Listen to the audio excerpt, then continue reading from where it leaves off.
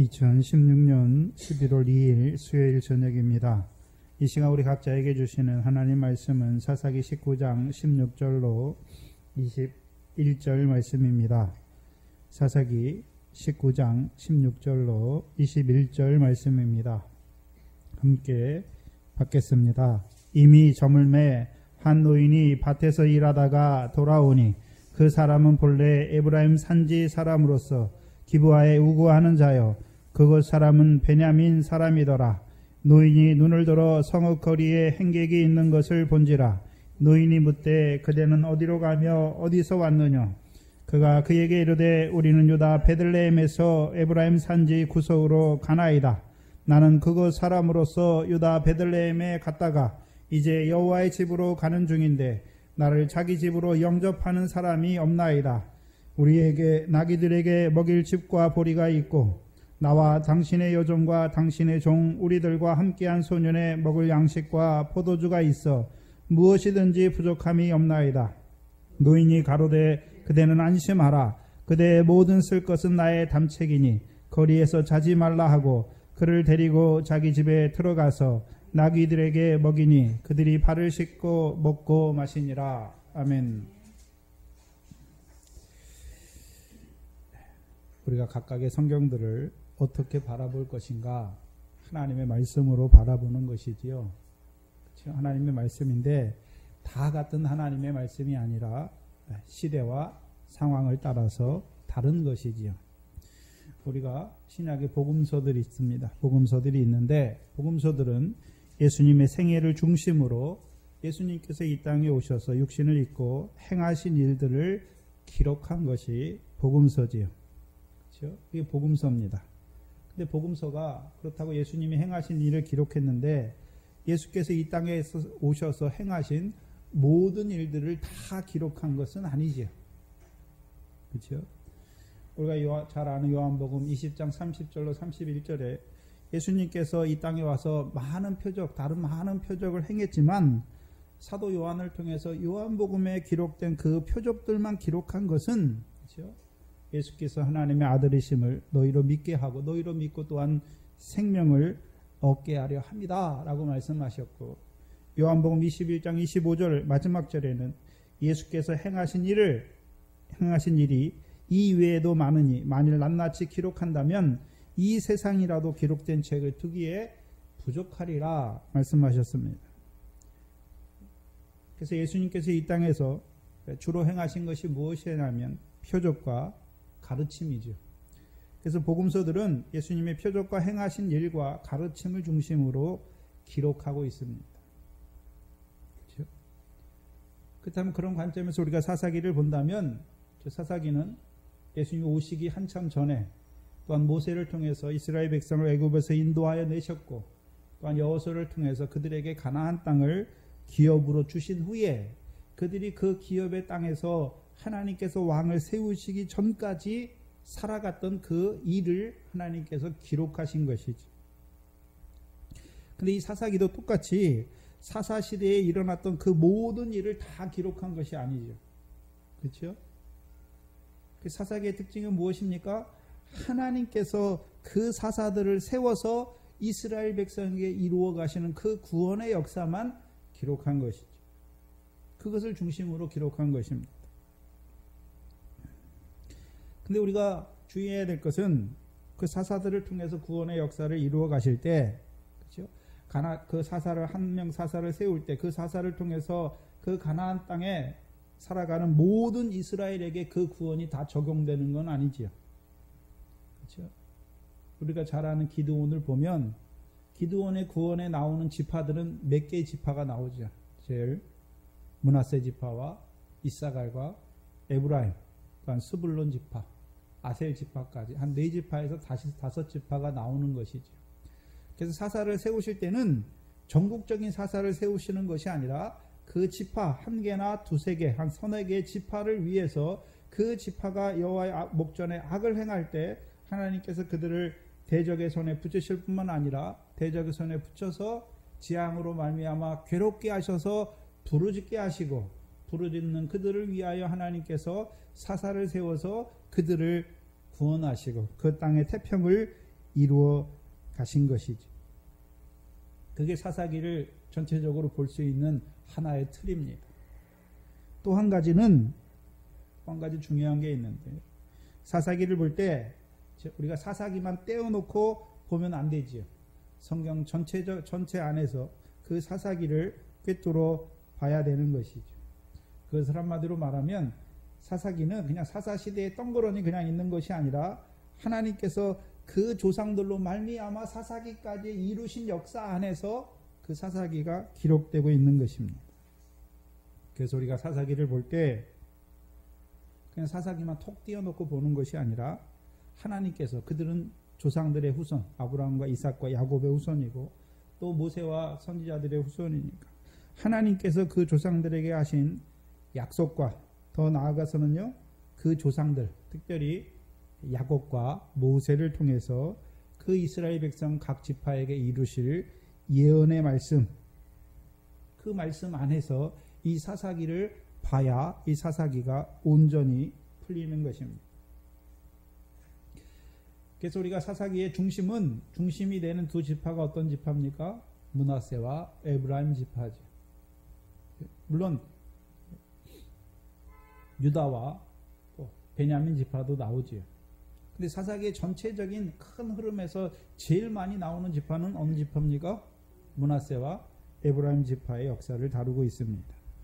그럼 이미 창세기에서 하나님께서 그 야곱을 통해서, 히브리서 11장에 믿음으로 야곱은 요셉의 두 아들에게 축복하였잖아요.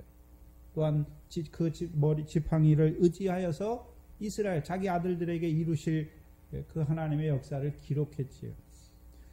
그래서 우리가 이 사사기는 물론 이 야곱을 통해서 이루신 예언이 1차적으로 어떻게 이루어지는지를 보여주시죠. 그래서 창세기 48장에 그 야곱이 요셉을 위하여 두 아들을 축복하는데 어떻게 축복합니까? 이삭이 에서와 야곱을 축복할 때는 야곱은 축복하지만 에서는 저주하지요. 근데 야곱은 어떻습니까? 요셉의 두 아들을 축복할 때 므낫세는 저주를 하고 에브라임이 축복하는 것이 아니라 므낫세도 큰 자가 되지만 에브라임은 더 큰 자가 될 것을 말씀하셨죠. 그래서 사사기에서 그 므낫세 지파 사사 기드온을 통해서 그 므낫세 지파에게 이루어 가시는 구원이 무엇입니까? 미래에 결실하는 구원을 이루어 가시는 것이고, 그렇죠? 그러면 이 에브라임 지파는 어떤 자들입니까? 그 기드온과 입다를 통해서 볼 수 있잖아요. 그 에브라임 지파가 원래 해야 되는 것이 무엇입니까? 그 므낫세 지파를 온전히 세워주는 일이죠. 대적의 손에서 구원하는 그 일을 이루어 가야 될 자들. 그래서 기드온을 말해서 보리떡이다 라고 말씀하죠. 그 미디안 대적의 꿈을 통해서 보리떡 한 덩어리가 미디안 진에 올라와서 미디안을 다 멸한다고 말씀했는데 그게 기드온의 칼날인 것을 보여주셨죠. 그렇죠? 그러면 에브라임이 해야 되는 일이 무엇입니까? 그 하나님의 말씀 성령의 검을 가지고 그 미디안을 대적의 손에서 구원하는 그 보리떡의 역사를 이루어 가야 될 자들인 것을 보여주시죠. 그래서 기드온과 입다를 통해서 그 에브라임 지파가 결국 심판을 받지요. 입다 때 그들이 더욱 악해지죠. 하나님께서 기드온을 통해서 한번 돌이킬 기회를 주셨는데, 그렇죠? 근데도 돌이키지 못하고 입다 때에 그 입다와 입다의 집을 불살리려고 오는 그 에브라임 지파를 하나님께서 다 불살라서 요단을 건너온 그들을 멸하셨죠. 그럼 나머지 에브라임 사람들 다 멸함받는 것이 아니라 입다의 집을 불살하기 위해서 내려간 그 에브라임 지파만 죽었지요. 그러면 나머지 에브라임 지파는 어떻게 사는 것입니까? 더 큰 자로 하나님께서 요셉을 위하여 자기들에게 주신, 에브라임 지파에게 주신 그 복을 이루어가는 자로 사는 것이죠. 또한 이제 사사기 19장부터는 이제 베냐민 지파가 나오죠. 그래서 창세기 49장과 신명기 32장을 통해서 하나님께서 그 야곱과 모세를 통해서 그 베냐민 지파에게 주신 예언이 무엇입니까? 베냐민은 물어뜯는 일이라 아침에는 빼앗고 저녁에는 움킨 것을 나누리라 말씀하셨고, 신명기 33장을 통해서 모세를 통해서는요, 이 베냐민 지파가 여호와의 사랑을 입은 자들인 것을 보여주셨고, 이제 그들이 여호와의 어깨 사이에 거하는 자로 살아가야 될 자들로 우리에게 보여주시는 것입니다. 그래서 이 특별히 사사기 19장은 그냥 므낫세 지파나 이런 지파에게 이루시는 역사가 아니라 에브라임과 베냐민과 유다 베들레헴을 중심으로 이루어지는 그 일들을 우리에게 보여주시는 것이죠. 그래서 우리가 지금까지 세 부류의 사람들, 먼저는 에브라임 산지에 거하는 그 레위인이 어떤 자인가? 그냥 육신적으로 그냥 에브라임 산지에 한 레위인이 거했다는 것을 말하는 것이 아니라 조상들에게 주신 그 예언의 말씀을 따라서 이 에브라임 산지에 거하는 이 레위인이 신앙이 어떤 자인가?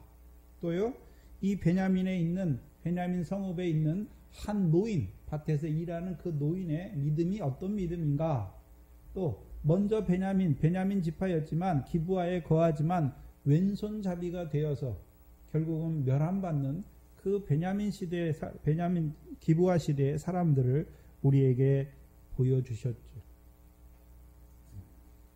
그래서 그게 정리가 돼야 넘어가는 것이죠. 그래서 에브라임 산지에 구구하는 한 레위인은 어떤 레위인입니까?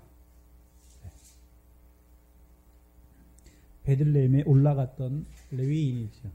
단지 그냥 육신의 베들레헴에 올라가는 것을 말하는 것이 아니라 베들레헴에 오실, 그 베들레헴 에브라다에 오실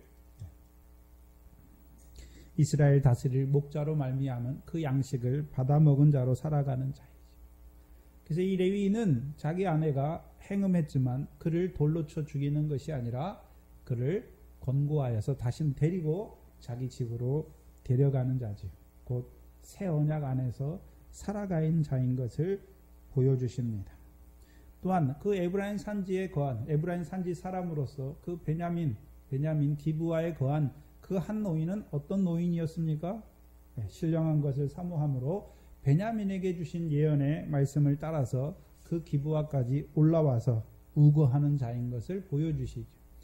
그래서 지난 시간 말씀을 통해서 호세아서 12장 10절 이하의 말씀을 통해서 이 한 노인이 일하는 밭은 어떤 밭이었습니까?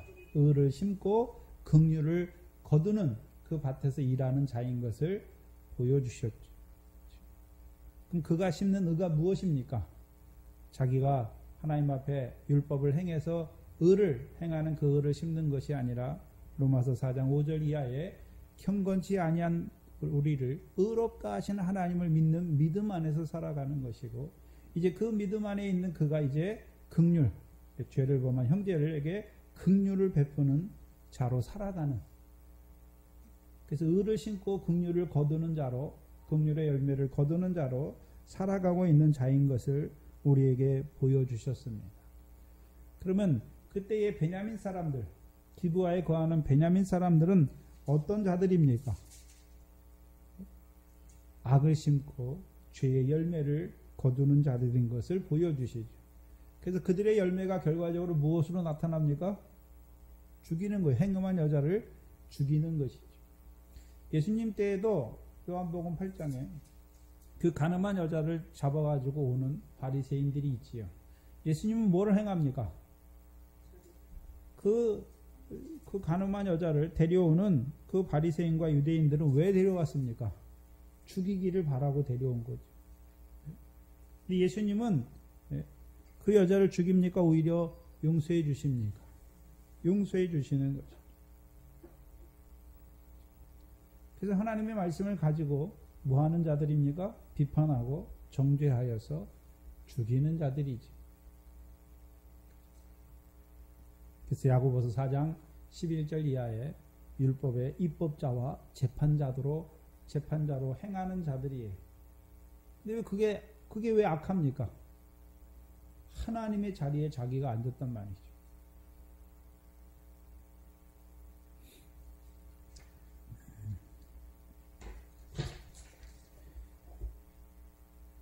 그 기브아에 거하는 그 베냐민 사람들, 그 조상으로 인하면 자기들이 먼저 된 자들임에도 불구하고 오히려 왼손잡이가 되어서 폐괴를 행하는 자들인 것을 우리가 살펴봤고, 이에 반해서 그 에브라임 지파 사람으로 그 베냐민 기브아에 우거하는 그 노인의 삶은 어떤 삶이었습니까? 나중된 자임에도 불구하고 먼저 된 자, 하나님의 오른손에 붙들린 자로 살아가는 자인 것을 보여주시는 것이죠.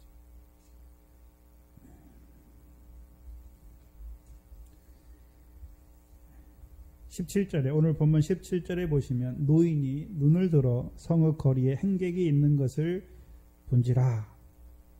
노인이 늘 일을 하고 끝내고 들어가면 늘 어디를 살피고 있습니까? 성읍을 살피잖아요. 왜 살피고 있습니까? 행여나 행객이 있어서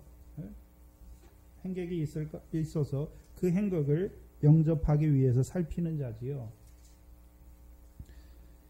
창세기 18장을 보시면 지난 시간에 살펴보지 못했는데 창세기 18장입니다.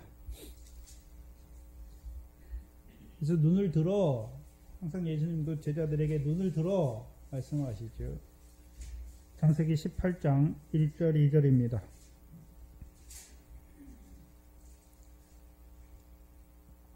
여호와께서 마므레 상수리 숲을 근처에서 아브라함에게 나타나시니라.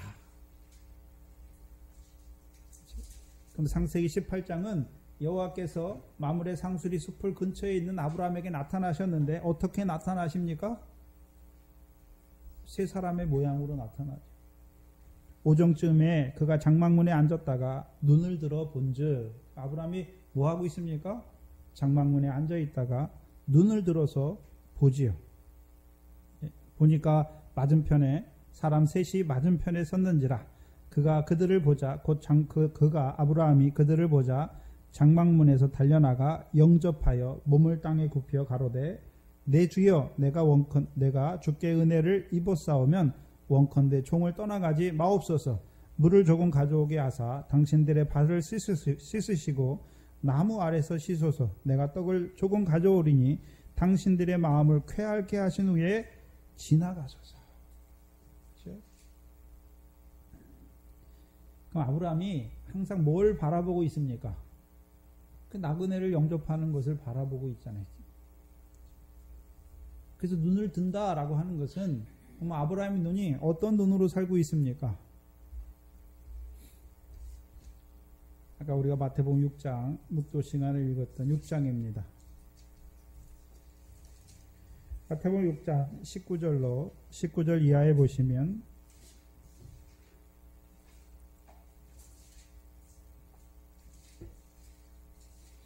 마태복음 6장입니다. 19절 이하에 너희를 위하여 보물을 땅에 쌓아두지 말라. 거기는 좀과 동록이 해하며 도적이 구멍을 뚫고 도적질을 하느니라. 오직 너희를 위하여 보물을 어디에 쌓으라 말씀하십니까? 하늘에. 그럼 하늘에 보물을 쌓는 일이 성경에서 말하는, 그럼 우리가 진짜 가진 금이나 은이나 그 보석을 하늘에 쌓는 것을 말하는 것입니까? 아니죠. 우리가 마태복음 19장에 부자 청년에게 내 소유를 팔아 가난한 자를 주라. 그리하면 어디에서요?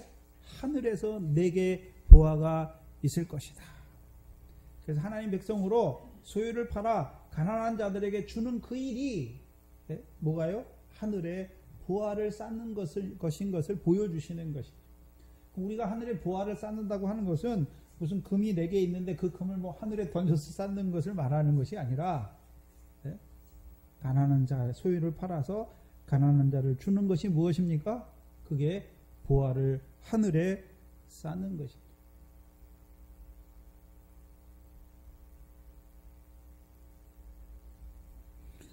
(21절에) 보시면 내 보물이 있는 그곳에 내 마음도 있느니라 말씀하시고, 22절에 눈은 몸의 등불이니 그러므로 내 눈이 성하면 온 몸이 밝을 것이요 눈이 나쁘면 온 몸이 어두울 것이다. 그럼 우리의 몸, 우리가 행하는데 몸으로 행하는 거죠. 우리의 행위는 다 몸으로 행하는 거예요. 근데 몸이 알아서 행합니까? 눈이 밝아야 몸의 행실도 밝은 자가 되는 것입니까? 그럼 몸이 밝다, 눈이 성하며 몸이 밝다라는 의미가 무엇입니까? 눈이 성한 것은 어디를 보는 눈이 됐습니까? 하늘에 보아가 있는 것을 봤으니까. 그러면 하늘에 보아가 있는 것만 보는 것입니까? 이제 그의 몸으로 항상 하늘의 보아를 쌓는 그 삶을 살게 되는 것입니까? 그 삶을 사는 것이 몸이 밝은 거예요. 그래서 몸이 밝다라고 하는 것은 몸의 행실이죠. 빛의 열매를 말하는 것이죠. 그럼 아브라함이 하는 일이 무엇입니까? 눈을 들어서 뭘 보고 있습니까? 보아를 하늘에 쌓는 그 일을 이루어가는 거예요. 눈이 성하니까 자기 앞에 있는 사람들 대접 안 해도 돼요. 그렇죠? 대접 안 해도 되죠. 대접하면 자기 손해잖아요. 떡을 만들어 줘야 되고 송아지도 잡아야 되고 뭐도 줘야 되고 하니까 손해죠. 이 부자가 자기 소유를 팔아서 가난한 자를 주면 손해잖아요. 자기에게 손해잖아요. 그거 안 하면 되는 것이잖아요.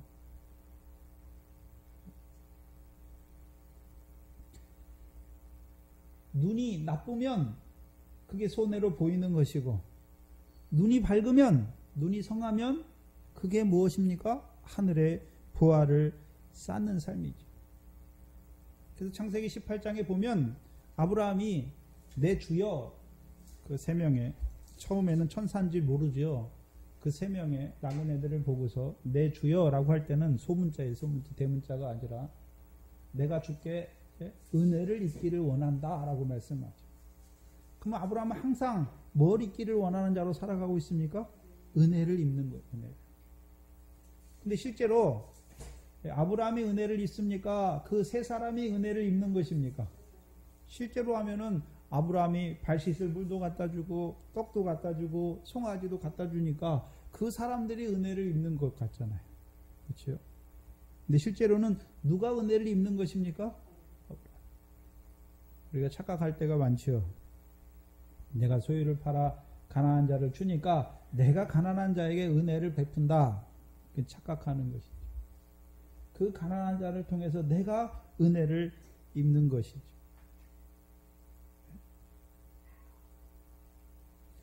여러분들이 어떤 일이나 여러분의 어떤 사람하고 관계 속에서도 늘 은혜를 입는 거예요.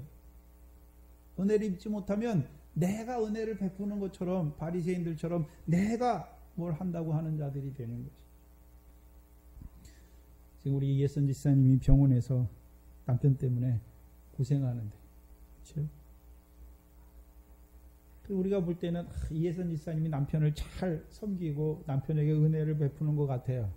실제로는요, 남편을 통해서 이예선 지사님이 은혜를 입는 거예요. 근데 우리가 착각할 때가 많아요.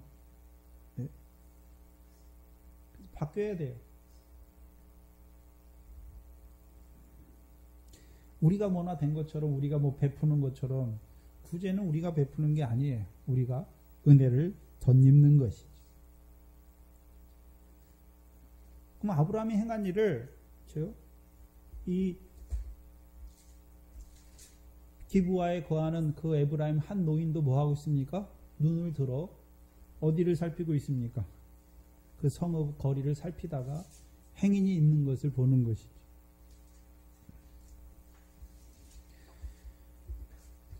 히브리서 13장을 보시면 창세기 18장을 히브리서 기자가 히브리서 13장 1절과 2절을 통해서 정리해 놨는데 뭐라고 말씀하느냐 하면, 형제 사랑하기를 계속하고, 그리고요, 손님 대접하기를 잊지 말라. 이로써 부지 중에 천사들을 대접한 이들이 있었느니라. 아브라함을 말씀하는데, 그럼 아브라함은 손님만 대접하고 있습니까? 먼저 형제를 사랑하는 자로 살아갑니까? 형제를 사랑하는 자로 살아가는 거예요. 이제 사랑하는 자들이 더 나아가서 해야 될 일이 무엇입니까? 손님을 대접하는 것이죠.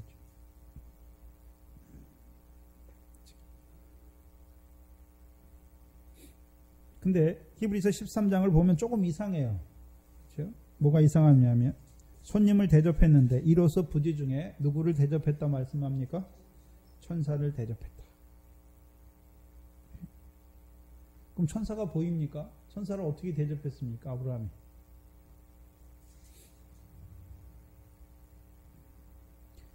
섬기는 것을 보여주시잖아요. 근데 그 천사들이 아브라함에게 오히려 창세기 18장을 보면 그 천사들이 아브라함에게 대접을 받고서 아브라함에게 오히려 내년 명년 이맘때에 사라에게 아들이 있을 것을 말씀하시고 이제 그 아브라함의 거처를 떠나 소돔으로 가면서 하나님께서 아브라함을 강한 나라가 되게 하고 소돔을 하나님께서 심판할 것을 아브라함에게 가르쳐줘요.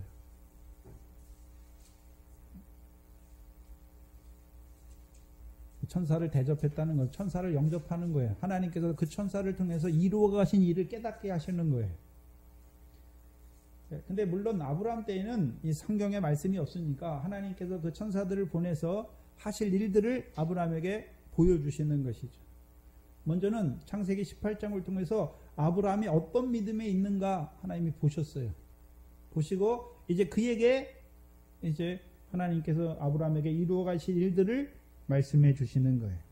그래서 아브라함과 우리는 조금 달라요. 왜? 아브라함은 믿음의 선진이기 때문에 그를 통해서 하나님이 이루어 가신 일들을 보여주시기 위해서 천사들을 직접 사람의 모양으로 보내셔서 아브라함에게 그 일을 이루어 가셨죠.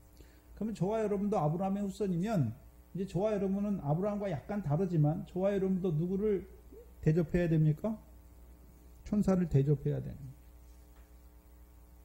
우리가 그럼 천사가 어디 있습니까? 영인데 그 영을 어떻게 대접합니까? 천사를 저와 여러분이 천사를 대접한다는 것은 히브리서 1장 14절에 천사는 구원 얻을 후사들을 섬기라고 보내신 종들이죠.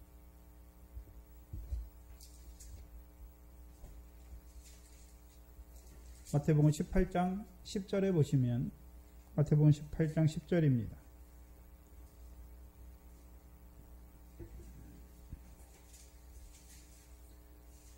구원 얻을 후사들을 섬기는데 천사들이 섬기는데 어떻게 섬기고 있습니까? 10절에 마태복음 18장 10절에 삼가 이 소자 중 하나도 없인 여기지 말라 너희에게 말하노니 그 소자들의 천사들이 하늘에서 하늘에 계신 내 아버지의 얼굴을 항상 배움나니라. 누구의 천사들입니까? 소자의 천사들이죠. 그럼 마태복음 18장 5절에 누구든지 내 이름으로 이 어린아이 소자와 같은 자 하나를 영접하는 것이 누구를 영접하는 것입니까? 소자의 천사들이 하나님 아버지 앞에 얼굴을 뵙는 거예요. 그게 영접하는 생활이에요.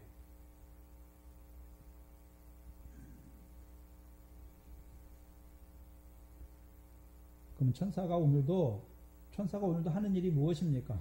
그 소자의 천사들이 하늘에 계신 내 아버지의 얼굴을 항상 뵙고 있잖아요. 그러면 그 소자들을 영접하는 것이 무엇입니까? 그 소자들로 하여금 아버지 하나님께서 갚으시는 그 상을 얻는 자로 세워가는 그 일이 소자를 영접하는 것이고 그것이 더 나아가서 그걸 누가 기뻐하는 것입니까? 천사가 기뻐하잖아요. 천사를 대접한다는 것은 자 보세요. 자, 우리가 대접할 때는 음식을 가지고 대접하잖아요. 그럼 음식을 먹으면 어떻습니까? 마음이 쾌활케 돼요. 그래서 아브라함이나 이 노인이나 다 어떻게 합니까? 마음을 쾌활케 하잖아요. 마음을 쾌활케 하는 떡이죠. 그렇죠? 근데 실제로 천사가 보입니까? 안 보입니까? 안 보이잖아요. 그럼 천사가 기뻐하는 게 무엇입니까? 이 소자가 온전케 되는 것을 천사가 기뻐한단 말이죠. 그게 천사를 대접하는 거예요.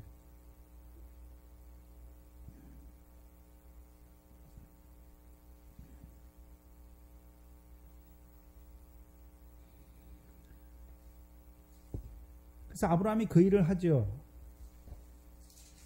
근데 이 에브라임 기브아에 우거하는 이 에브라임 사람 한 노인도 뭐 하고 있습니까? 그 일을 하는 거예요.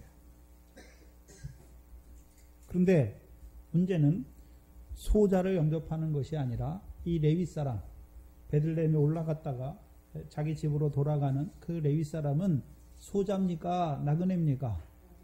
나그네죠. 나그네예요.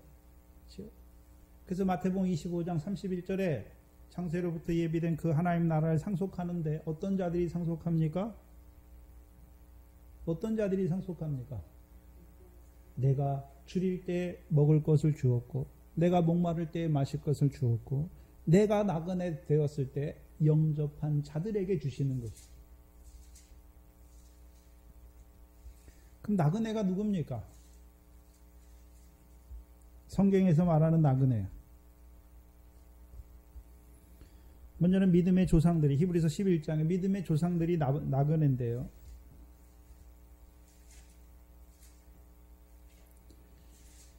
히브리서 11장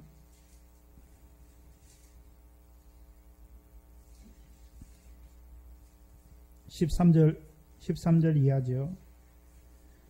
성경에서 나그네라고 할 때는 그냥 집이 없어서 왔다 갔다 하는 그 나그네를 말하는 게 아니지. 13절에 이 사람들은 다 믿음을 따라 죽었으며 약속을 받지 못하였으되 그것들을 멀리서 보고 환영하며 또 땅에서는 외국인과 나그네로라 증거하였어요. 땅에서 살아갈 때는 어떤 자로 살아가는 것입니까? 나그네. 이같이 말하는 자들, 나그네들은 무엇을 찾는 자들입니까? 본향을 찾는 것을 나타내. 그의 삶이, 나그네의 삶이 믿음을 따라 이제 무엇을 찾는 자로 살아갑니까? 이 땅에서 본향을 찾는 자로 살아가지요.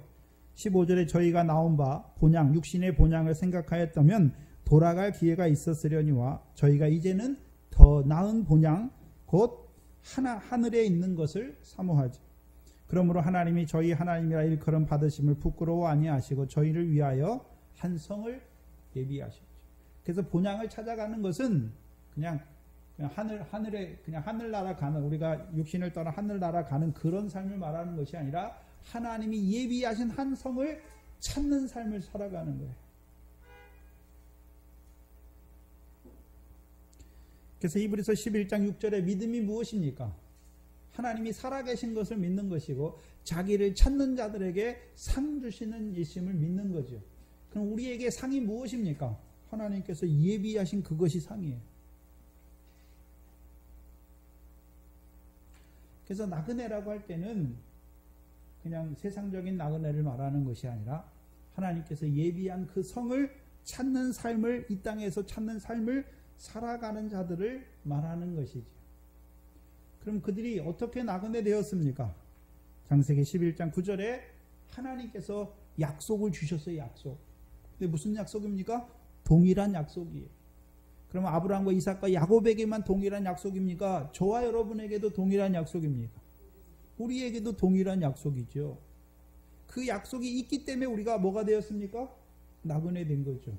그럼 우리에게 아브라함과 이삭과 야곱에게 주셨던 약속, 저와 여러분에게 주셨던 약속은 무엇입니까?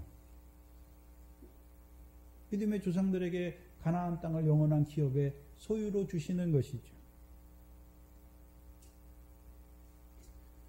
그것을 이루시기 위해서 예수 그리스도께서 아브라함의 자손으로 다윗의 자손으로 오셔서 우리로 말미암아 이제 하나님 나라에 들어가게 하실 뿐만 아니라 그 하나님 나라를 유업으로 얻는 자로 우리를 세우신 것이죠. 믿음이 있는 나그네예요.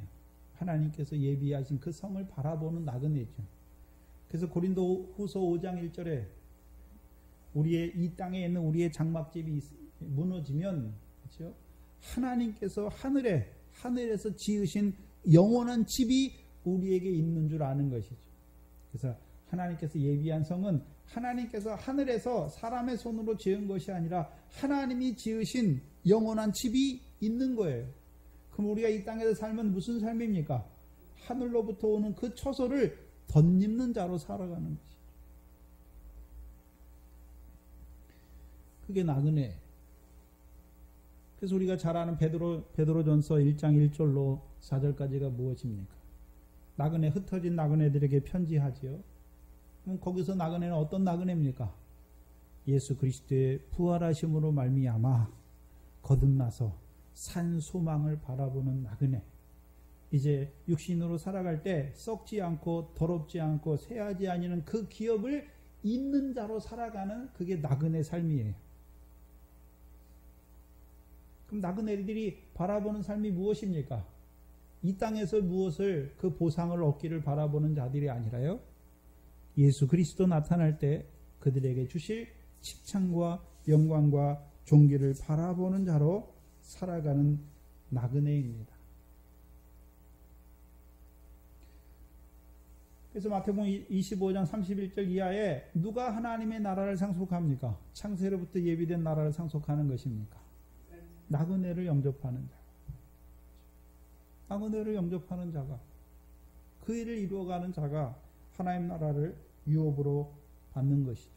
창세로부터 예비된 그 나라를 상속하는 자가 되는 것이죠.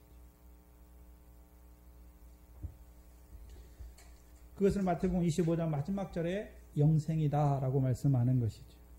그럼 저와 여러분이 나그네로 살아가는데, 물론 미래 결실하는 자로 살아가는 자들도 있고, 그렇죠? 그들도 아버지 하나님께서 갚으시는 상을 받는 자로 살아가는 것이죠.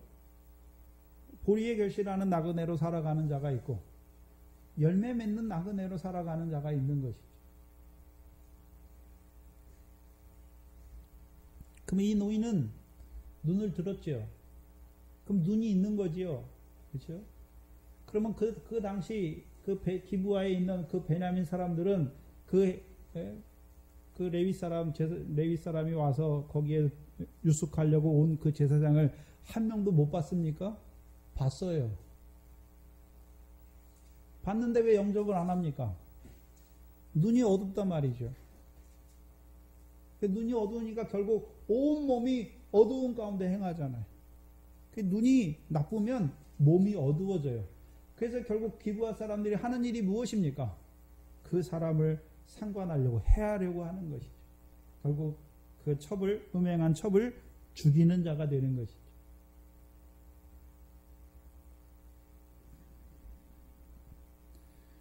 저와 여러분에게도 눈이 있어야 돼요. 무슨 눈이 있어야 됩니까?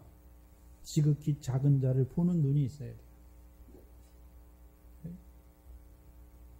우리가 눈이 있어야 되는데, 눈이 두 가지로 잘 발달해야 돼요. 우리 영의 눈이 발달해야 되는데, 먼저는 지극히 작은 자가 누구인지를 분별해야 되고, 그럼 그것만 분별하면 다 됩니까? 뱀과 독사의 교훈이 무엇인지도 잘 분별해야 돼요.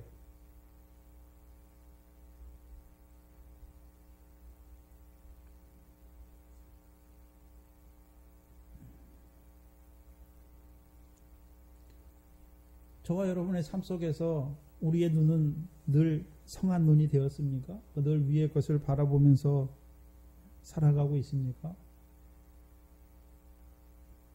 그걸 봐야 되는 것이죠.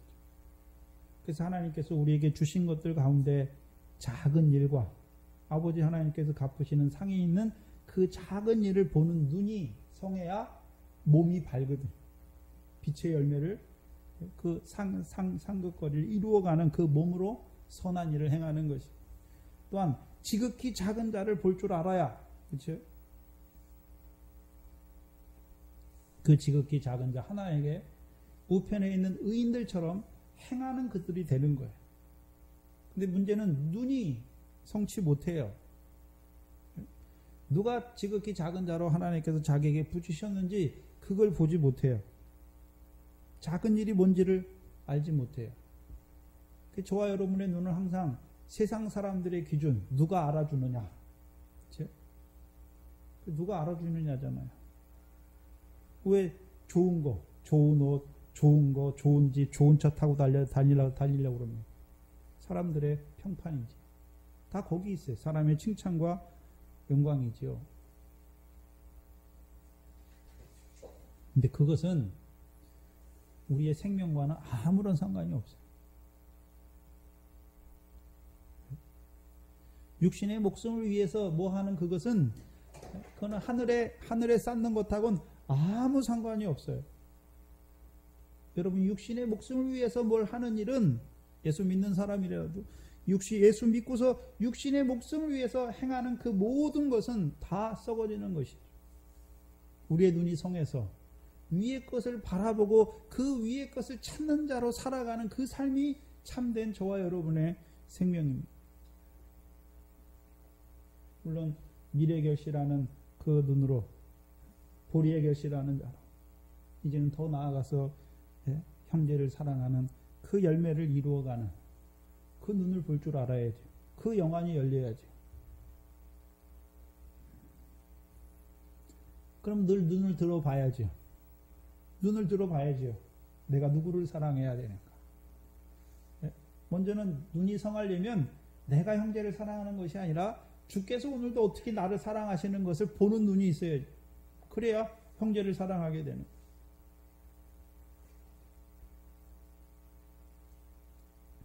멀리 있지 않습니다. 하나님께서 내게 붙여주신 자들. 여러분이 아는 사람들. 더 나아가서는 지금 우리나라가 지금 엉망인데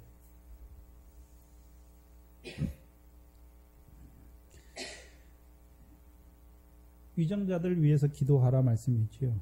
근데 위정자들의 뭐를 위해서 기도하는 것이 아니라 그들이 나라를 바로 다스려야 우리가 평안한 가운데 신앙생활 할 수 있기 때문에 그러는 거예요. 그 사람들 위해서. 그럼 위정자면 북한의 그 김일성 정권을 위해서도 기도해야 됩니까? 그것도 하나님이 세우셨으니까. 아니에요. 분별을 해야죠. 분별을.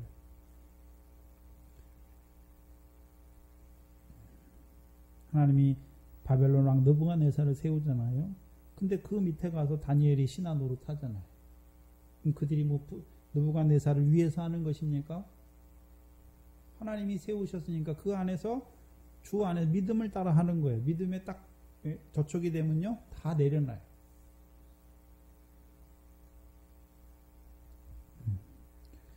그래서 저와 여러분은 이 세상 나라 안에 물론 속해서 살아가지만 하나님 나라 백성으로 살아가기 때문에 그런 것에 대해서 연연할 필요는 없어요. 그런데 나라가 어려워지면 그 국민들도 다 어려워져요. 그렇지 않아요? 만약에 우리나라가 전쟁이라도 일어나면 여러분이면 신앙생활 주일날 올 수 있겠습니까? 아무것도 못해요. 그렇죠?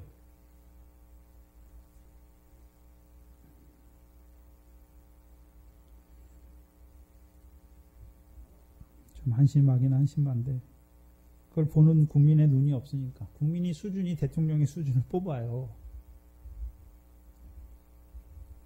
지금 보면 그냥 완전 샤머니즘이죠. 샤머니즘. 근데 기독교 목사들이 그 박근혜를 대통령으로 뽑아야 된다고 참 얼마나 미련한지. 그 목사들은 지금 아무 말도 안 하고 다 왜요? 이분법으로 세상을 보니까 하나님이 세우셨어요. 먼저는 한국의 기독교가 얼마나 미련한지 보는 눈이 없는지 그걸 보여주시는 거예요.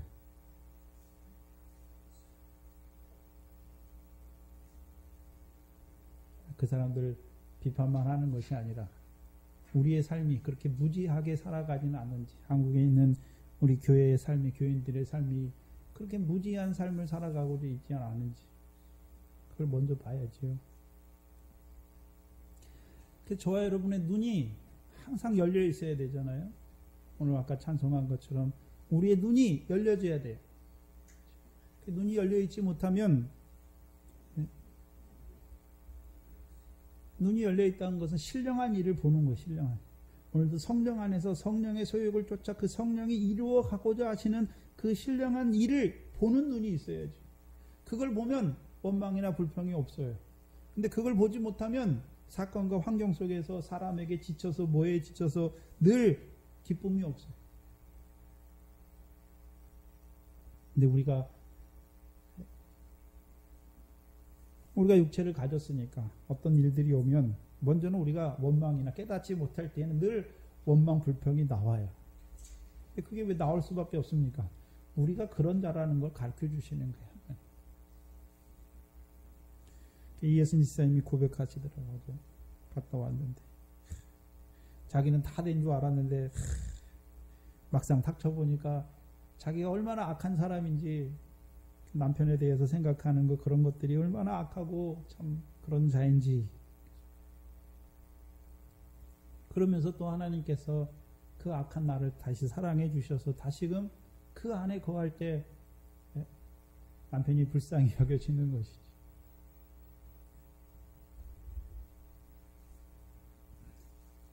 보는 눈이 있어야 돼. 보는 눈. 그 눈을 들어. 저와 여러분도 항상 눈을 들어야죠. 눈을 들어볼 줄 알아야죠. 여러분이 어디에 가든지 무슨 일을 하든지 하나님의 뜻이 무엇인지를 보는 눈이 있어야죠. 근데 저와 여러분이 되게 못 깨달아요. 어떤 일이 일어났을 때 이게 하나님이 주신 건지 그냥 어쩌다가 일어났는지 늘 봐야죠. 이게 하나님이 허락하십니다. 고백하고. 근데 그걸 통해서 뭘 이루어 가는지는 보지 못할 때 그때는 잠잠히 하나님의 뜻이 이루어지기를 구해야 되는 것이죠. 근데 저와 여러분이 겪었지만 다 지나가고 나면, 그렇죠? 우리가 사건의 환경의 현장 안에서는 늘 원망하고 불평하다가 그게 싹 지나가면 아, 이것 때문에 하나님이 이렇게 했구나. 근데 그 과정을 우리 권사님들이 먼저 겪으시면 이제 뒤에 쫓아오는 사람들이 그 과정을 겪을 때, 그렇죠? 그들에게 무슨 일이 일어날 건지 하나님이 그대로 나도 그렇게 인도하셨으니까 그들에게도 그렇게 인도하세요. 그러면 그들에게 위로가 될 수 있는 것이죠. 그들을 온전한 길로 인도해 줄 수, 온전한 자로 세워줄 수 있는 것이죠. 먼저 받는 게 중요한 거예요. 먼저 된 자들이 중요한 것이죠. 이 노인이 이 레위 사람을 봅니다. 그래서 그에게 가서 묻지요. 뭐라고 묻습니까? 그대는 어디로 가며 어디서 왔느냐? 원래는 어떻게 물어야 됩니까? 당신 어디서 와서 어디로 갑니까? 이렇게 물어야 되는데 이 노인이 뭐라고 묻습니까? 어디로 가며 어디서 왔느냐? 좀 거꾸로 묻잖아요. 원래 묻으려면 당신 어디서 어디로 가? 이렇게 물어야 되는데 이 노인이 이 행객한테 물을 때는 어떻게 묻습니까? 어디로 가며 어디서 왔느냐? 묻죠. 그냥 궁금하니까 묻는 것을 말하는 게 아니에요. 사사기 17장과 18장은 이 중요한 게 있어요. 이 물음이 왜 중요하냐면 사사기 17장 9절 이하에 보시면 7절로 9절을 보시면 여기도 한 레위 사람이 나오죠.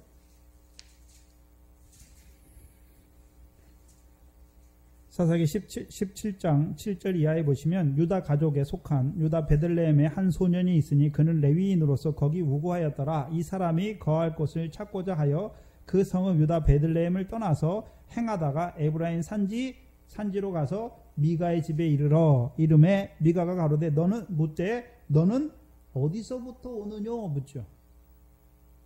그렇죠? 그럼 이 레위인은 어디서부터 어디로 가고 있습니까 지금? 베들레헴에서 에브라임 산지로 내려가지요. 그렇죠? 또한 사사기 18장 1절에 단지파는 어디로 가고 있습니까?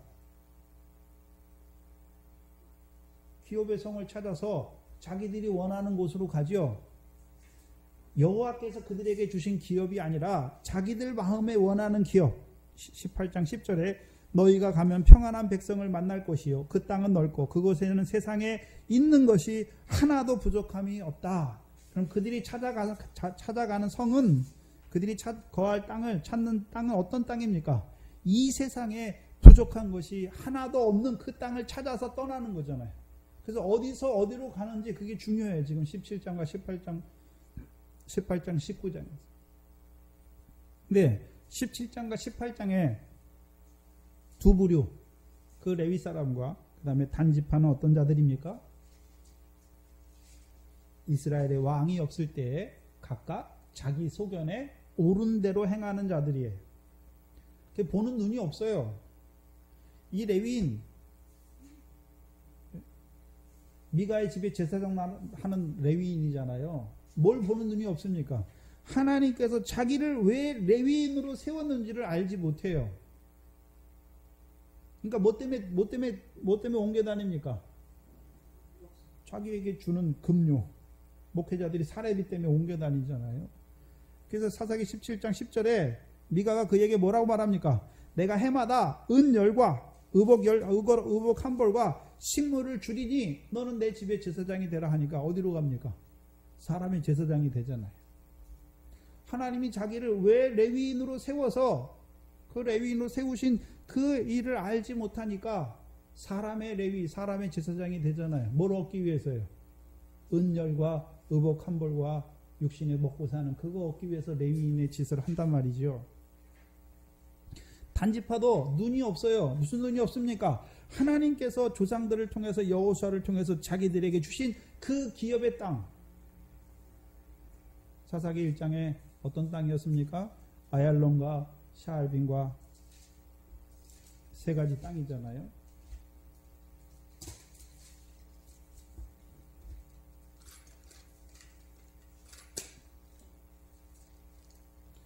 헤레스 산과 아얄론과 샤알빔이잖아요. 그것을 주셨는데 그 여호와의 기업을 얻기 위해서 싸우러 올라가야 되는데 오히려요 엉뚱한 싸움을 하고 있는 것이. 눈이 없어요.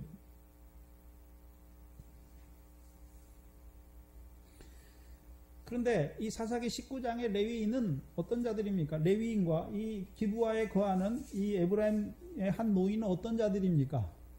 눈이 있어요. 눈이.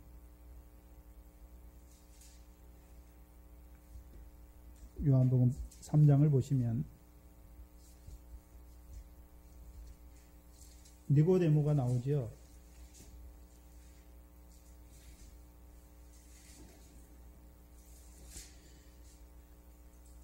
요한복음 3장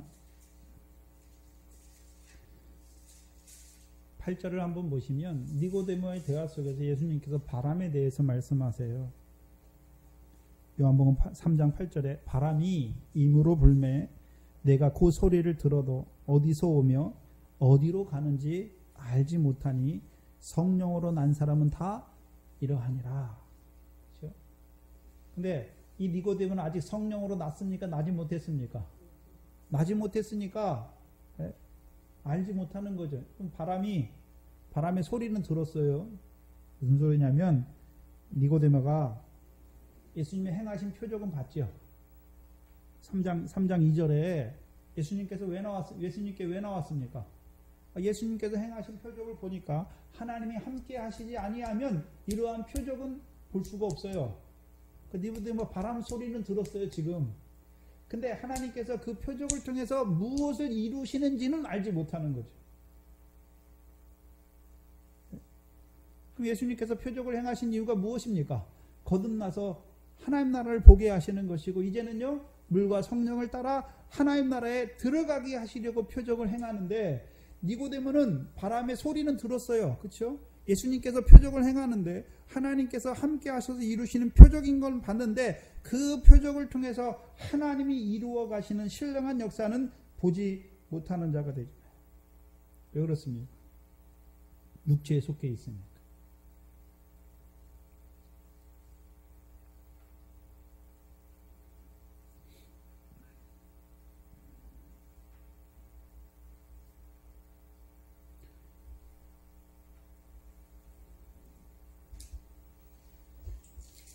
그럼 이 노인이 그 나그네 행객에게 묻는데 어디로 가며 어디에서 왔느냐 묻지요. 단지 그냥 어디로 가고 어디로 오는 그런 지역적인 어디로 가고 어디 사람이고 어디로 가고 그걸 묻는 게 아니지요.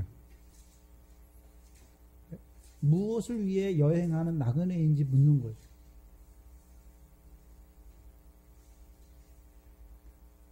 우리가 누가복음 10장에 여행하는 사마리아인이 나오죠. 사마리아인이. 그렇죠? 그 여행하는 중에 사마리아인이 하는 일이 무엇입니까? 강도 만난 자가 있으니까 그를 불쌍히 여겨서 뭐 합니까? 기름을 바르고 포도주를 그 상처에 붓고 자기 짐승에 태워다가 어떻게 합니까? 조막에 데리고 가잖아요. 그것이 뭐라고 말합니까?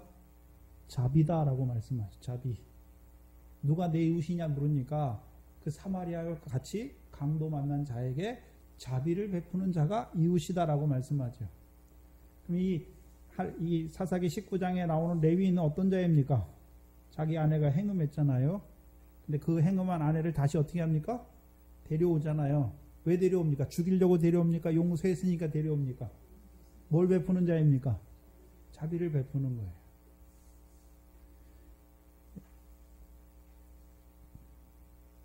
이 레위인이 뭐라고 대답합니까? 우리는 유다 베들레헴에서 에브라임 산지 구속으로 간다. 그럼 어디서 왔습니까? 유다 베들레헴에서 왔죠. 그러면 그냥 유다 베들레헴을 말하는 것입니까? 우리가 이 한 레위인을 통해서 이 레위인이 왜 베들레헴에 올라갑니까? 떡집이잖아요. 떡집. 베들레헴은 떡이죠. 이 사람의 육신의 떡을 구하러 갔습니까?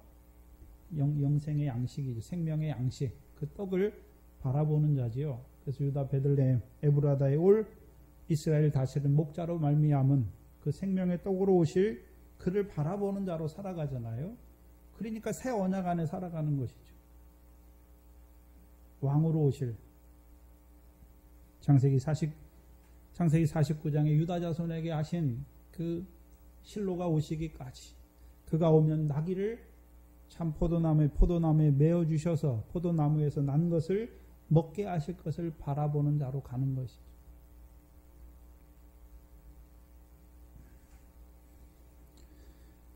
그래서 유다 베들레헴에서 에브라임 산지 구속 자기 집으로 가는 것이죠. 근데 그것을 그 가는 길을 지난번에 한번 말씀드렸죠. 그 가는 길이 뭐 하는 길입니까? 아내를 사랑하는 거예요. 생명의 떡을 먹었어요. 그럼 해야 되는 일이 무엇입니까? 내가 너희를 사랑한 것 같이 너희도요 서로 사랑하는 거예요. 그래서 이 레위 사람, 에브라임 산지에 거하는 레위 사람이 아내가 행음하고 갔어요. 그럼 버려도 되잖아요. 왜? 행음하는 것은 이혼의 조건이니까 버려도 되는데 왜 가서 데려옵니까? 그 아내를 사랑하는 거죠.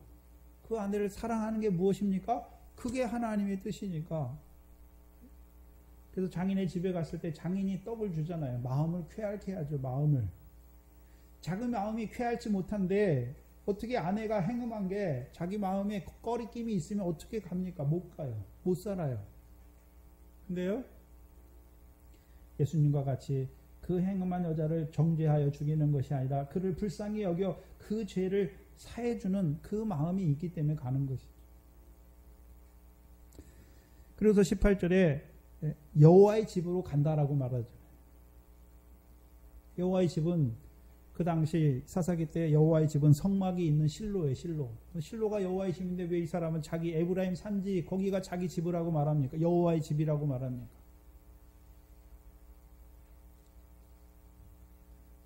구약에서는 보이는 성막과 성전이 하나님의 집이지만 신약에서는 누가 하나님의 집입니까? 너희가 하나님의 밭이요 너희가 하나님의 집이다 말씀하셨잖아요. 성령 안에서 살아가는 우리가 하나님의 집입니다. 그래서 에베소 2장 20절에 사도들과 선지자들의 터 위에 세움 받았다.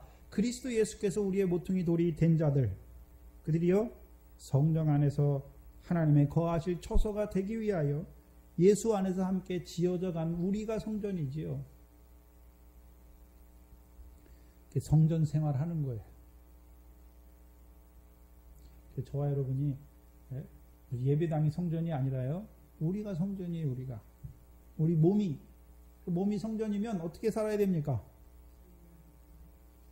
성전이 하는 일이 뭡니까? 금을 거룩해 하잖아요. 금을 거룩해 하잖아요.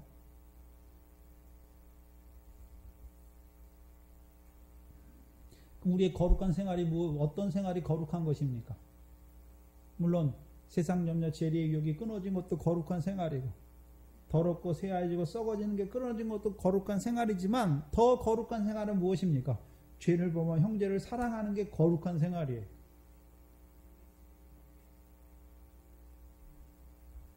모세와 같이 이스라엘 백성이 그 광야 연단이 거의 끝나가는 39년 그 마지막에도 물이 없어서 공박하는 그들에게 화를 바라는 게 거룩한 생활이 아니라 그들에게 나의 거룩함을 나타내는 게 그게 거룩한 생활이에요.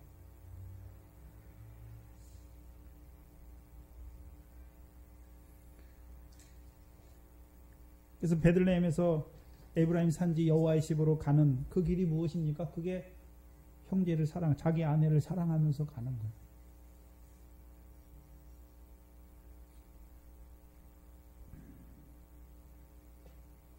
근데 나머지 사람들은 그게 뭔 말인지도 잘 몰라요. 오늘도 많은 사람이 성경을 읽죠. 형제를 사랑해라, 서로 사랑해라 하니까 사랑한다고 말해요. 근데 그 사랑이 드러나는 결과를 보면 다 어떻습니까?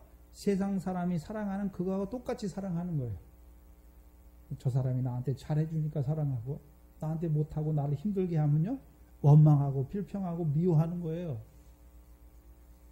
여러분이 남편과의 관계 속에서 저 사람이 나의 말을 잘 듣고 뭘 하면 사랑하지만, 그건 저 사람이 잘못하고 나를 괴롭게 하고 하면 어떻습니까? 원망이 나고 불평이 나고, 내가 왜 저런 사람을 만나가지고, 그럼 내가 아직도 뭡니까? 세상 사람에 속한 그 사랑을 하는 거예요. 그리스도의 사랑이 아니에요.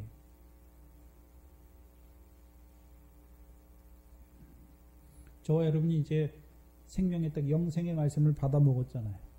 이제 우리가 해야 되는 게 하나님의 나라를 유업으로 얻는 그 성령의 열매, 사랑으로 살아가야 될 자라는 걸 우리에게 보여주셨죠. 어떻게 해요? 베들레헴 에브라데스 온 다윗의 자손으로 오신 그 생명의 떡으로 오신 그분을 통해서 시온에 세우신 그 법궤를 통하여 시온의 복, 곧 영생이죠. 형제를 사랑해야 되잖아요. 그럼 여러분이 사랑하는 삶이, 그게 성전된 삶이 여러분의 삶이 이루어지는 거예요.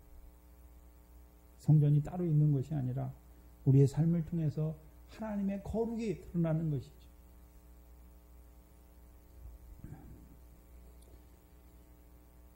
근데 그를 영접하는 사람이 없어요.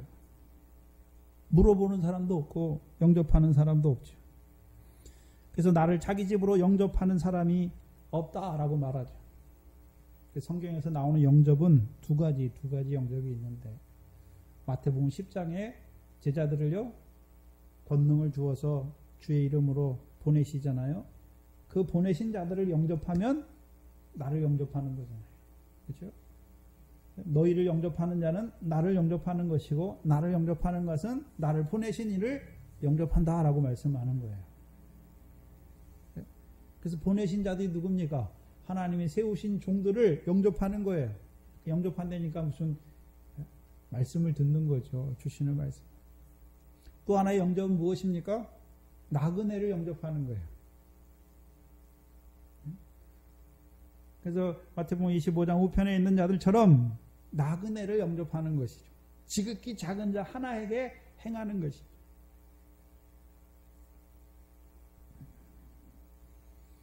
그러면 그 기브아에 있는 한 노인은 지금 나그네를 영접하는 거예요. 그렇죠? 그가 가는 길을 왜 물어봅니까? 물어본다는 것은 단순히 그걸 물어보는 것이 아니라, 우리가 어떤 사람이 예수 믿는다 그러잖아요. 예수 믿어요. 그러면 뭘 대화를 해보면 어떻습니까? 그 사람이 어디서 있는지 다 알잖아요. 어디서 어디로 가는지 알아요. 무슨 소리냐면, 예수 믿었어요. 근데 말하는 것마다 육신으로 살아가는 세상 복이에요. 그럼 그 사람은 어디 있습니까? 광야에 있잖아요. 근데 어디로 가려고 그럽니까? 자꾸 애굽으로 가려고 그러잖아요. 애굽과 같은 세상으로. 근데 광야에 있어요. 근데 자꾸 신령한 거 사모하려고 그러잖아요. 그럼 그 사람은 어디로 가려고 그럽니까? 가나안 땅으로 가려고 그러는 것이죠. 그래서 대화를 해보면 이 사람이 어디에 있는지, 그리고 이 사람 중심이 어디를 향하고 있는지 알잖아요. 그걸 말씀하는 거예요. 여러분들이 예수 믿는 사람들하고 대화를 하다 보면 이 말씀이 아니라 그냥 예수 믿는 사람이랑 대화를 하다 보면 어떻습니까? 얼굴을 비춰요. 아, 이 사람이 신앙이 어디에 있는지, 뭘 바라보고 있는지 다 나오잖아요. 그럼 해야 되는 일이 무엇입니까? 온전케 해야 되는 거죠. 저와 여러분도 예수님처럼 네가 온전하고자 할진데 그걸 해야 되는 거예요. 근데 받아들인 건 그 사람 책임이에요. 그렇죠? 그걸 해야 되는 거예요. 근데 아무한테나 그걸 시키는 게 아니죠. 자라났으면 그게 영분별하는 거예요. 영분별하는 거예요. 영분별한다니까 무슨 귀신이, 그런 게 아니라 이 사람의 영이 자라났는지, 아직도 어린아이와 같이 있는지 그걸 분별해야 되잖아요. 그래서 그에게 맞는 양식을 주어서 그를 온전한 대로 인도하는 것이죠. 그러면 이 한 노인은 이 레위인의 말을 듣고 유다 베들레헴에서 어디로 간다고 말합니까? 여호와의 집으로 간다고 말하잖아요. 그래서 자기 집으로 영접해요. 그리고서 서로 발을 씻고 먹고 마시지요. 그러니까 22절에 그들의 마음이 어떻게 됩니까? 즐거워요. 왜요? 마음이 언제 즐겁습니까? 쾌활게 되는 거죠. 언제 쾌활합니까? 네? 서로 먹고 마시는 게 같아요. 먹고 마시는 게 같아요.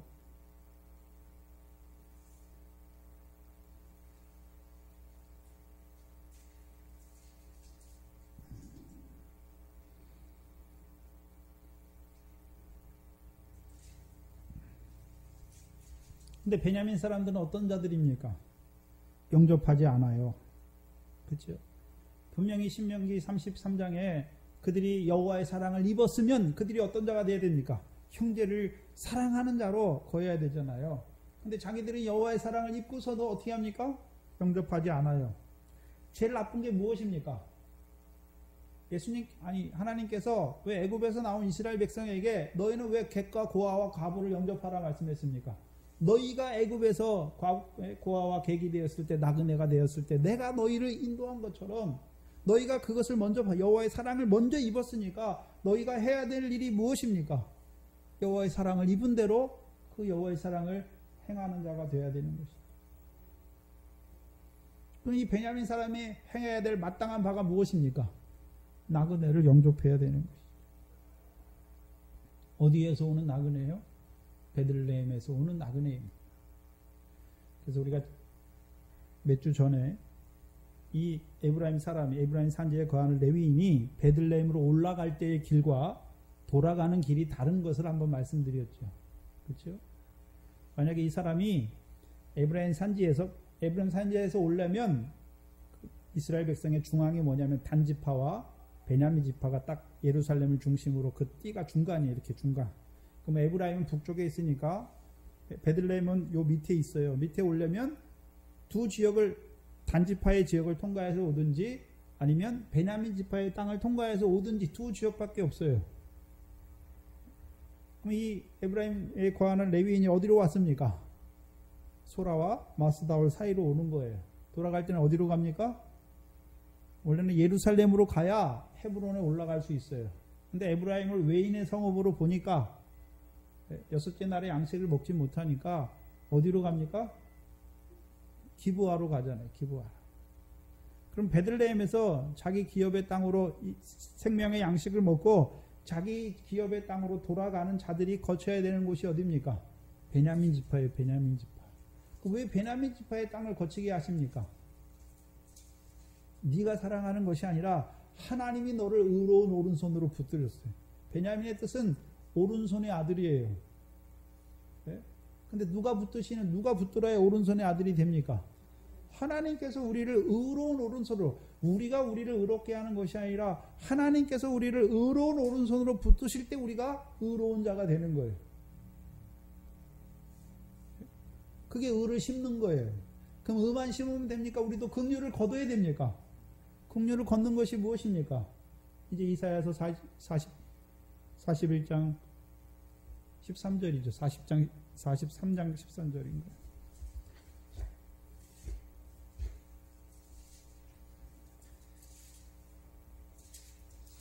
41장 13절이죠. 하나님께서 의로운 오른손으로 우리를 붙드실 뿐만 아니라 13절에 하나님이 내 오른손을 붙들어요. 우리의 오른손을 붙드시지요. 그리고 두려워 말라 내가 너를 도우시리라. 하나님이 먼저 우리를 의로운 오른손으로 우리를 붙드셔야 되고 이제 그 하나님의 손이 우리의 오른손을 붙드셔서 우리도 어떤 자가 되어야 됩니까? 오른손으로 형제를 의로운 자로 세워주는 그 일을 하는 거예요. 그게 발 씻는 거예요. 그래서 요한복음 13장에 예수님께서 세상에 있는 자기 사람들을 사랑하시되 끝까지 사랑하셨죠. 어떻게 해요? 발 씻을 것을 통해서 제자들의 발을 씻기시는 거죠. 그렇죠? 발을 왜 씻습니까? 발은 누구에게 씻겨주는 것입니까? 목욕한 자들에게. 이미 한번 목욕한 자들은 발밖에 씻을 필요가 없다라고 말씀하시고 제자들의 발을 씻어주시는 것이죠. 대야에 물을 담아서 발을 씻어요. 그렇죠? 수건을 허리에 두르시잖아요. 그렇죠? 수건을 허리에 두르세요. 이 수건은 무엇입니까? 율법이에요, 율법. 근데 예수님이 가신 율법은 옛 계명입니까? 형제를 미워하는 게 살인죄라는 걸 알게 하는 율법입니까? 알게 할 뿐만 아니라 이제 천국에서 큰 자가 되게 하시는 율법이죠. 왜요? 사랑으로 율법을 이루게 하시는 것이죠. 발을 씻는 거예요. 저와 여러분이 해야 되는 일이 무엇입니까? 발을 씻는 거예요. 형제의 발을 씻는 거예요. 왜 발을 씻는다고 말합니까? 우리가 목욕했어요. 주께서 늘 우리의 죄를 사면 우리가 깨끗해지잖아요. 근데 꼭 더러운 걸 묻히잖아요. 우리의 생활, 바른 생활을 말해요. 우리가 생명길을 간다고 하면서 예수께서 내가 길이요 곧 내가 길이요 진리요 생명이다라고 말씀하죠. 우리가 예수님 따라가는데 예수님처럼 온전해서 따라가는 것이 아니라 따라가면서도 우리가 어떻게 합니까? 죄를 짓잖아요. 형제를 미워하고 악한 생각을 하고 살인의 마음을 가지고 더러운 거 생각하고 썩어질 거 다 뭡니까? 죄잖아요. 우리 발이 더러워, 우리 생활이 더러운단 말이죠. 어떻게 됩니까? 씻어요. 누가 씻어줍니까? 네?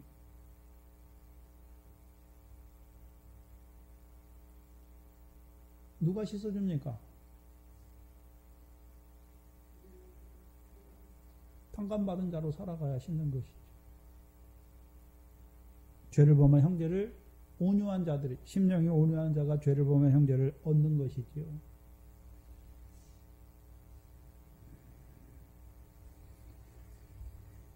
봐야 하는 것은 창세기 35장을 보시면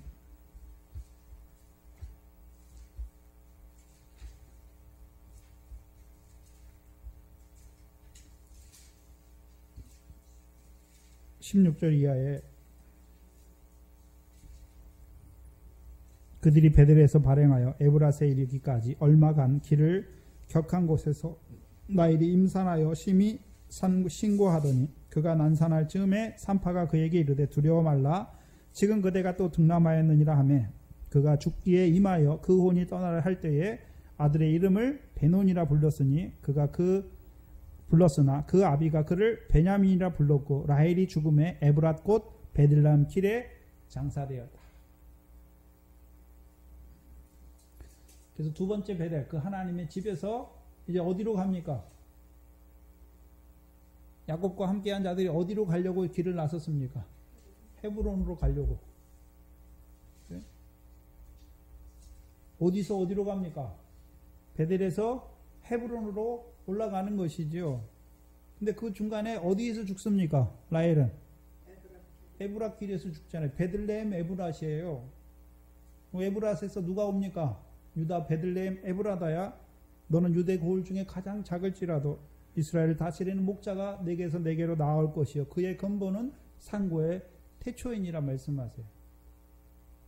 라헬이 안목이 좋아요. 근데 뭘 못 봅니까? 에브랏에 오시는 다윗의 자손으로 오실 이스라엘 다스리는 목자를 보지 못하지. 결국 그가 드라빔 때문에 죽잖아요. 드라빔. 원래 이 라헬은 안목이 좋은 자예요. 근데 왜 드라빔 때문에 죽습니까? 자기 아들만이 자기 아들만. 네? 자기 아들만이에요. 근데 하나님께서는 야곱의 자손을 땅에 티끌같이 많게 하시는데 자기 아들들만. 그래서 여러분도 이제 자라가면 육신의 자녀가 나의 자녀입니까? 하나님의 뜻대로 행하는 자가 형제의 자매의 모친이에요. 근데 늘 예수 믿으면서도 자기 육신의 관계에서 거기에 묶여 있어요. 네? 거기에 묶여 있어요. 그러면 헤브론까지 못 가요. 에브랏에서 죽어요. 에브랏에서. 왜 죽습니까? 우리가 창세전에 그리스도 안에서 아들로 택함 받아서 우리가 하나님 앞에 한 형제라는 걸 보지 못하는 것이죠. 상고의 근모의 태초이신 그 태초의 말씀이 육신을 입고 오셨는데 하늘에서 이루신 걸 보지 못하는 것이죠. 죽었더니 신앙이 없는 신앙생활 하는데 하늘에서 이루신 것을 보지 못하면 결국 다 어디 가서 죽습니까? 에브라스에서 죽어요. 베들레헴 에브라스. 죽으면서 이름을 뭐라고 부릅니까? 베노니, 슬픔의 아들이에요. 슬픔의 아들. 베냐민은 무엇입니까? 오른손의 아들이에요. 그러면 자, 이 레위인은 베들레헴 갔지요. 그렇죠? 어디를 통과해서 갔을까요? 에브라키를 통과하여 베들레헴 가서 떡을 먹고 오는 자예요.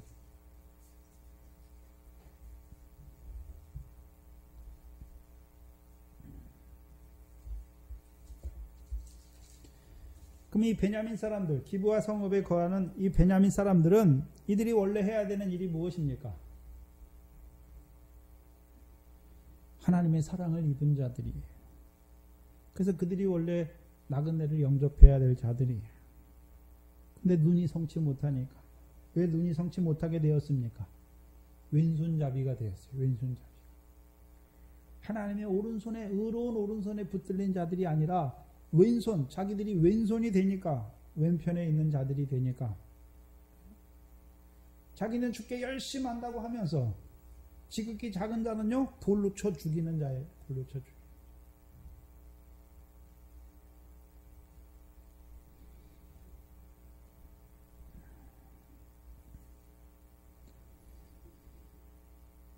20절 21절에 보시면 노인이 가로되 그대는 안심하라. 19절도 봐야겠네. 우리에게는 나귀들에게 먹일 칡과 보리가 있고, 여기 보리라고 쓴 거는 원어의 보리가 아니라 그 먹일 꼴이에요. 꼴. 먹이가 있고, 나와 당신의 여종과 당신의 종 우리들과 함께한 소년의 먹을 양식과 포도주가 있어 무엇이든지 부족함이 없다. 그렇죠? 그럼 이 레위 사람이 가진 게 무엇입니까? 양식과 포도주를 가지고 있잖아요. 그래서 부족함이 없어요. 왜 부족함이 없습니까? 네? 왜 부족한 게 없을까요? 뭐 단지파처럼 세상에 부족한 것이 하나도 없어서 부족한 것이 없습니까? 아니에요. 여호와가 자기의 목자니까 자기가 부족함이 없는 거예요. 또한 두 번째는요, 그 나라와 의를 이루어 가는 자에게는 하나님께서 이 모든 것을 더해 주시니까 부족함이 없어요.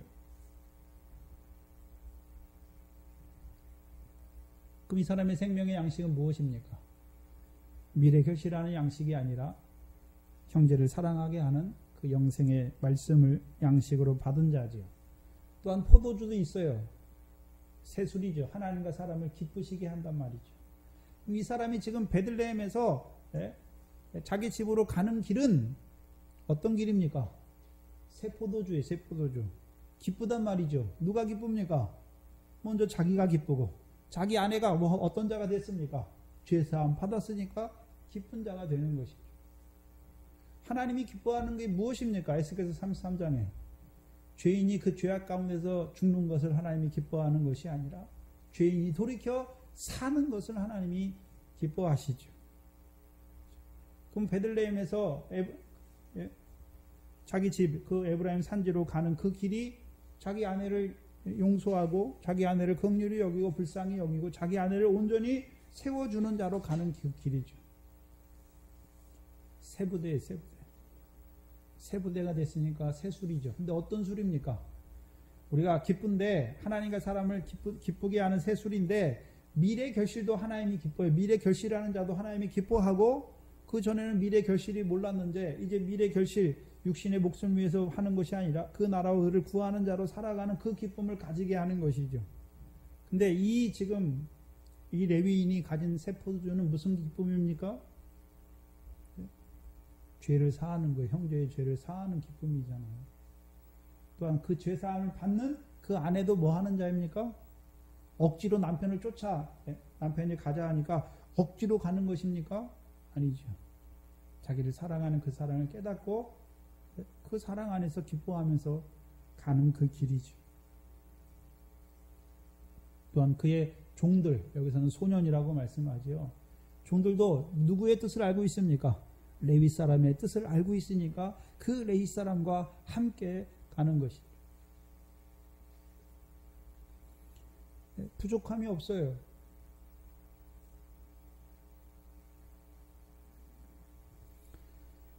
여러분이 영생의 말씀을 받고 이제 여러분이 그 하나님 나라 유업으로 얻는 그 나라와 의를 이루어 갈 때 하나님께서 우리에게 더해 주시는 것을 말미암아 부족한 것이 없어요. 뭐 세상에 다 있어서 부족한 것이 없는 것이 아니라 그 나라와 의를 이루어 갈 때 하나님께서 더 많은 사랑을 하게 하셔서 우리에게 더 많은 것을 주실 때 부족함이 없는 것이죠.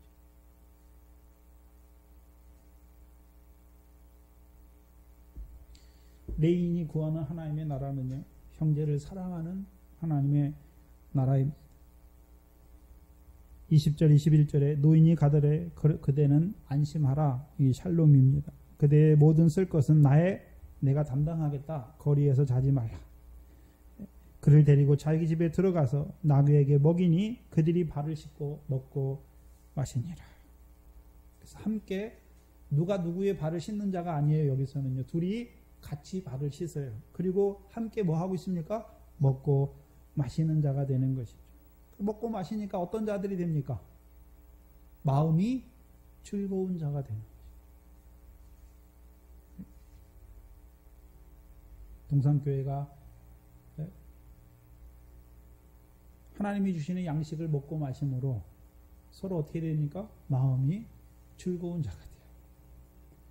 저와 여러분이 육신에 맛있는 거 먹으면 육신이 기쁘듯이 우리의 영이 늘 하나님이 주시는 그 주님의 살과 그 주님의 피를 먹고 마심으로 즐거워야 되죠. 언제 즐겁습니까? 내가 그 양식을 먹었는데 늘 형제를 미워하고 내 마음에 원망과 불평이 있으면 즐겁지 않아요. 그렇죠? 그 양식을 먹고 그 양식의 삶이 이루어질 때 어떻습니까? 기뻐하는 자, 즐거워하는 자가 되는 것이죠.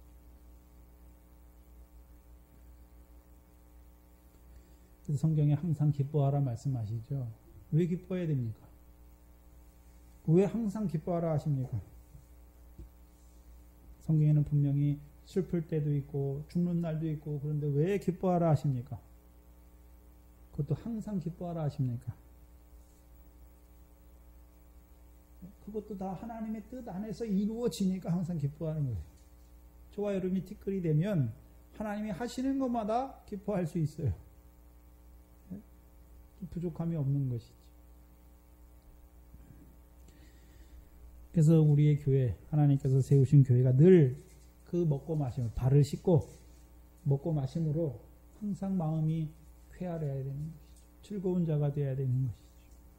마음에 거치는 것이 있는 것이 아니라 늘 즐거워하는 자로, 더 나아가서 저와 여러분들도 이 교회가 나그네를 영접하는 자로, 더 나아가서는 이제 더 자라가면요, 사람 남은 어부의 일을 하는 것이고 추수할 일꾼의 일을 하는 것이고 반석을 통하여 하나님의 백성을 바다와 사망과 음부의 권세에서 이기는 자들로 세워가는 것이죠.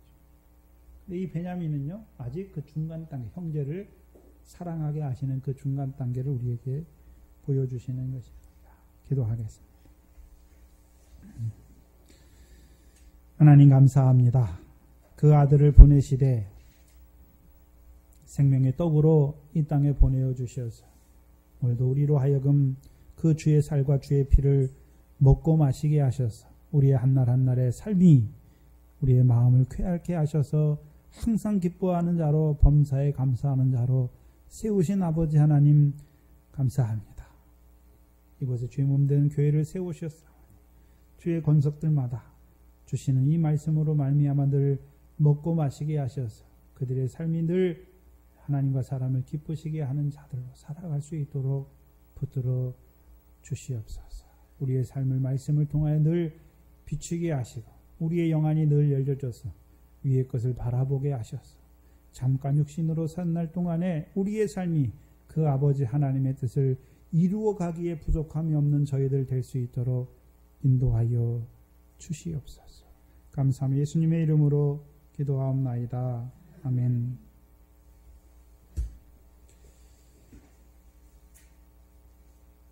찬송가 540장입니다.